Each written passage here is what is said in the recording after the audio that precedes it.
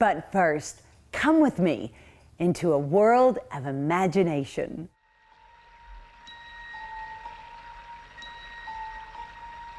Hold your breath. Make a wish. Count to 3. Come with me, and you'll be in a world of pure imagination. Take a look, and you'll see into your imagination. 100 bolts of fabric, 2 sewing machines, and 1 imaginative mind join seamlessly at Clay Ache's fingertips. What emerges is this: spirited, whimsical creatures that come to life with the touch of a hand. Jim Henson was the only childhood hero that I had that I couldn't emulate as a kid. So like if I wanted to be like Walt Disney, I could draw. If I wanted to be like Chuck Berry, I learned to play a little guitar. I like music, you know. Mark Twain, I can read and write. I learned to read and write. But with Jim Henson, there was never a bridge to what he did until YouTube. So as an adult, I finally said, you know, I can figure out how to do this, I bet. 5 years ago, when he turned 30, Clay did figure it out, although he had no idea how to sew. No. You never took home ec? No. No, I went to Catholic High. They did not offer home ec. Even in high school, Clay didn't conform to the norm. But you've got to be one of the most unique people out of your class. Yeah, I give Catholic High a lot of credit for that, in that I could have been a massive weirdo. I could have gone through hell in high school, and I didn't. The teachers and the staff were super supportive and even encouraging. I got to be art club president, and the other guys did not understand. It was a little odd, but they were all super.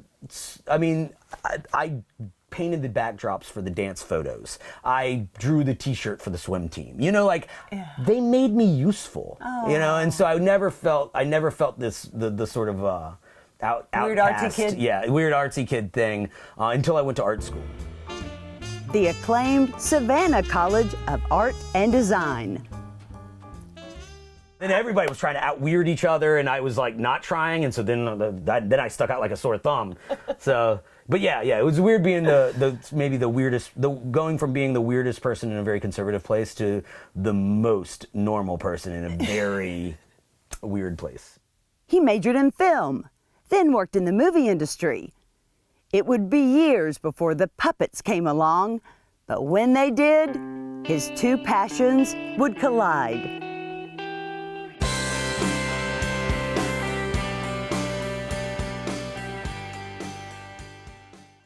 I was working in the film industry, which I very much enjoyed, but I was an artist and I missed working with my hands. And so that's something film sort of takes away from you, is like you're crafting something with your hands. And so teaching myself to sew and sewing the puppets was a large part of me just trying to get back to like using my hands again. And then once you make a bunch of them, they start turning out good, then the problem is you've just got a bunch of creepy puppets hanging out and you have to do something with them. Instead of doing live puppet shows, he filmed them. That's also something Jim Henson sort of gave us. He was the first one to think of the television, the screen, as the puppet stage, right? So you didn't need a puppet stage inside of a television. The television was the puppet stage. And so I always appreciated sort of that advancement in the art. And so when I started filming them, largely it was just you threw a bed sheet up on the wall as a backdrop and made them lip sync to music, just to do something with them, you know, to do something with them. And then those turned out okay, you know, those were entertaining. So then we started calling friends to help so that we could have more than one puppet in a shot at the same time. And then I built a set in our spare room. That advanced to making music videos with local band Pacifico.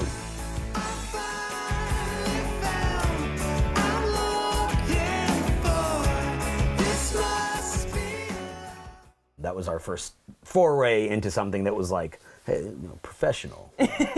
This looks like we know what we're doing, which was nice.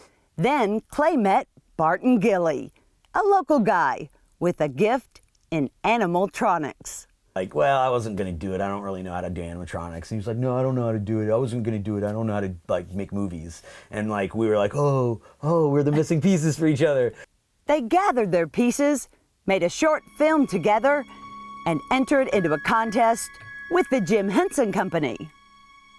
Their Puppetronics were revolutionary and won them a trip to Los Angeles. Worrying never did no one no good, no harm. We got to go out to LA and tour the studio, the whole nine yards. Come on. It was like the trip of a lifetime. While there, they met the small circle of other people doing innovative things in the puppet world. We saw the other contestants, and we were like, we're the weird people who do this in Baton Rouge. They're like, oh, hey, we're the weird people who do this in Denver. And those are the weird people that do this in Toronto. And, like, you were sort of able to go, oh, cool, they're out there. Like, there's a community of people that do this. And so the unexpected thing, so there's a lot of wonderful expected things when you go to your hero's, home base.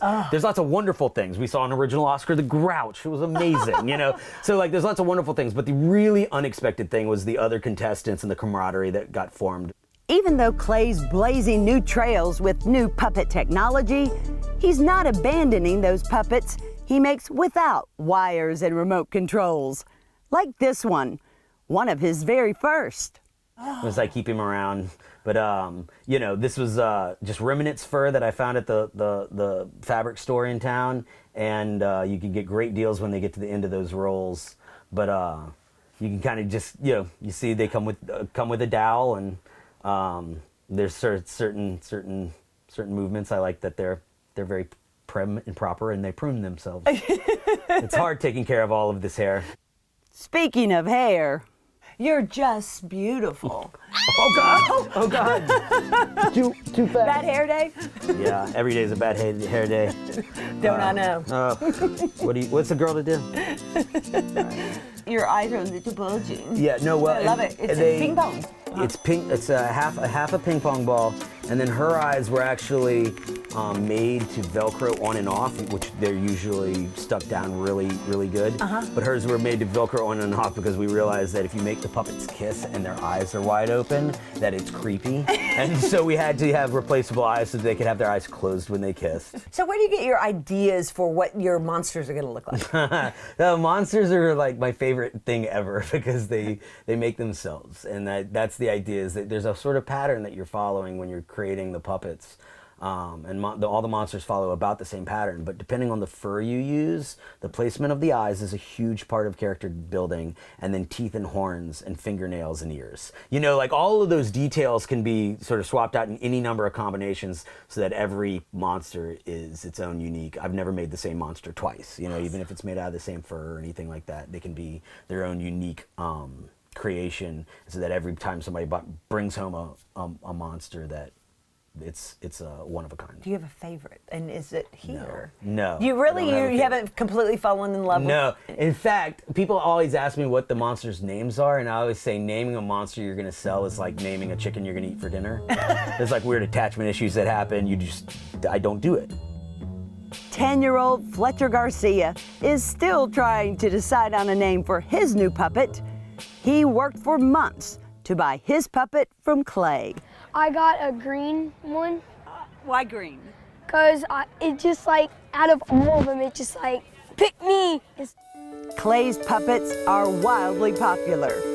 Eyes light up with excitement, anticipation, and delight. Old and young alike.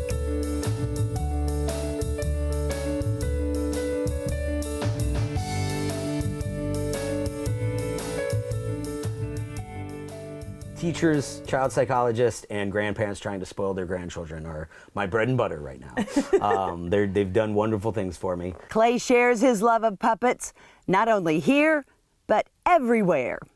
I'm trying to be very visible out in the community, and I did workshops, summer camp workshops with the Arts Council with kids. A couple of dozen kids that if they see me in the street go, "Puppet guy!" And I love it. I love that I'm the puppet guy. So much, in fact, he's a volunteer DJ Monday through Friday on Baton Rouge Community Radio, WHYR. The best FM dial has to offer. You're the smartest people in Baton Rouge because you got your radio tuned right. I'm DJ Clay. Coming now, Cheap Trick. What he dreams of doing next is combining his puppets with music in a TV show.